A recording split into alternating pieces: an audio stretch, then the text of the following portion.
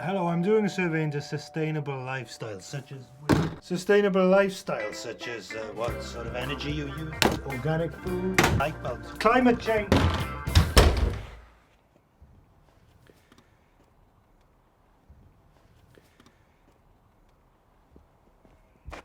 One left.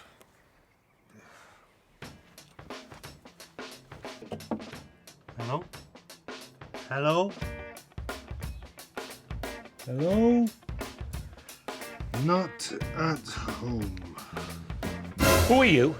I'm Rhodri Stevens. I work for the... Stinky! Stinky Stevens! Boyd Saints. Ah! Hey, I haven't seen you since that incident in Colwyn Bay Zoo. Yeah, well, I don't talk about that anymore. No, I don't suppose you do. I bet the llama would have something to say about it, all right? So, this is how you ended up then? A common sneak thief? No, look, I work for the environmental advice people. Oh, yeah. Me too, yeah. Yeah, no, look, I'm doing lifestyle audits. I could do one for you if you want. Will it cost me anything? No, of course not. Yeah, all right, come in. But keep your hands off the cat.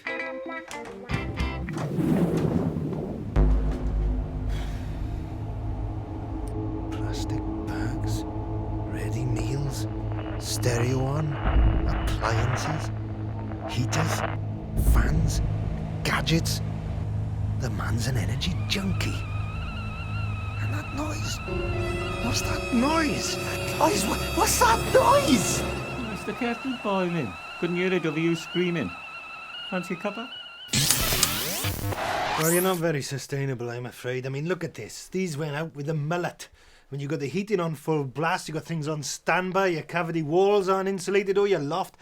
And look at this food. Haven't you heard of organic local produce? Yeah, but let's face it, all organic means is that it's covered in dirt, isn't it? And you don't recycle. You haven't become one of these happy, clappy, seed-guzzling sods, have you, Stinky? Listen, man. We've all got to start living more sustainable lives. It's a question of survival. Simple as that. And don't call me Stinky. People don't call me that anymore. No. Have you got a car? Yes, I have. But I only use it when I have to and it runs on biodiesel. What's your point? Can I have a lift? I got to pick my girlfriend up from her job outside the armaments factory, and my 4x4's in the garage being fixed. 4x4. Yeah, okay then, just wait by the gate, love. We won't be long. Don't worry, your Stinky's looking after me. So long. What's in the bag? It's just some cat litter. I'll throw it out the window now in a minute. No, you won't. That's fly tipping. You're the antichrist of ecology, you are, Boyd. I've been called worse, man. You want to seriously consider your carbon footprint. There are people out there, good people doing their bit. To save the planet, is it? No, that's the point. The planet can take care of itself. It's us who need saving. We've been living beyond our means for the last 100 years, and now it's time to pay the piper. You want to grow up, but just because you believe all this rubbish, it doesn't give you the right to go around the place forcing it down the throats of ordinary, sane people like me. You're going to crash and burn, Saint. Crash and burn. What are you going to do, right, when the oil runs out and the supermarket shelves are bare? We are 9 meals from anarchy, but... Anarchy? Well, the present system is buggered, isn't it? What's so bad about anarchy? Bring it on, that's what I say. Anarchy! It's all right by me. I've had enough of this. I want to show you something. Have you got time? Go on then. Impress me. Look at all that. See, look at all that countryside. It's a system, see? It's been working perfectly well for millions of years. And we were once part of that system. But now, thanks to oil, gas and coal, we've created this other world. But when all that stuff runs out... Mad Max comes to Bargoid, is it? Yeah, look, we've got to relearn how to live without oil. Now, we can do it the hard way, every man for himself, or we can work together and have a gradual descent to a new way of living. Low energy, local, self-sufficient. Yeah, but it's not going to happen, is it? People are too mean, they're too self-centered, they're too bloody thick. I don't share your bleak view of human nature. There are good people out there. Where? Here.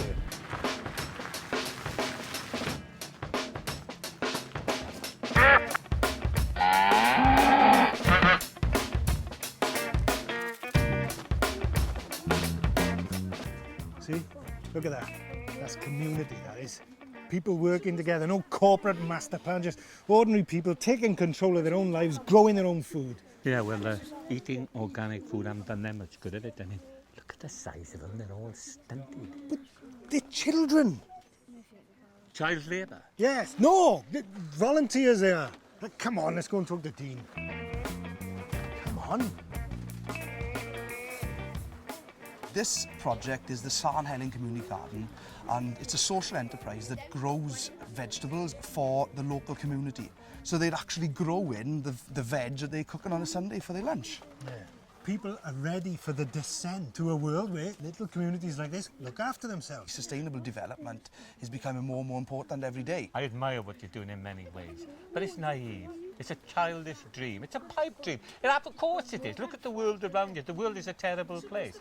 If what you were doing had any hope of being successful, they'd stop you doing it. Your problem is you live in a grim, nihilistic fantasy world, don't you? Thank you very much. Yeah. I think I probably do, but that grim, nihilistic fantasy world is the world, as other people call it, mate. The real world is broken and we have to build a new world, and this is the first small step towards building a new world. This is the real world, boy. This is what we got to remember. This is new Fernley Whittingstall by the side of a river. This is real people, working class people, in their own local environment, making a difference. You ought to learn how to cook nice, healthy vegetables like this. They got a class on now. Let's go and do it now. Let's go and cook. You cook, learn now. Come on, Dean, let's show him. Let's go. Hey, I'm beginning to get the idea of this. First we grow for ourselves, then we cook for ourselves, then we think for ourselves. Ah, you're getting it now. Yeah, just a short step to the revolution, Pat. Arise, people of Banwen! Throw off the yoke of the oppressor! Don't let... Have you heard of carbon offsetting?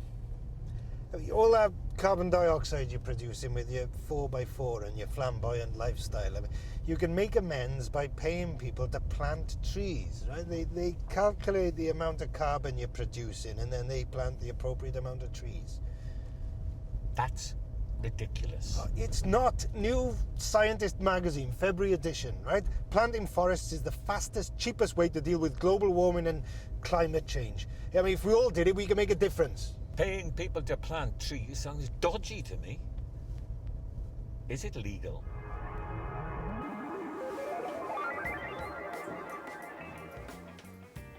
Hey, mate. What? Do you want someone to plant some trees for you? I don't know. How much? Depends what you want. Got any bush? Strictly trees, mate. What about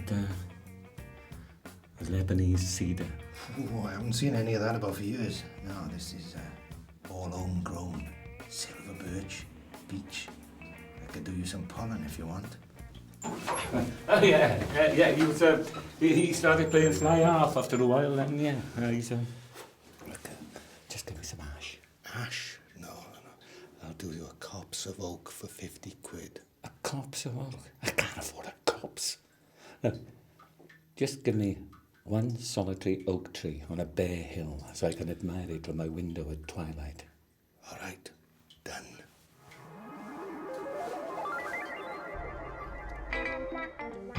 I don't like the idea of paying someone to plant trees. Now, well, that's the good part, see?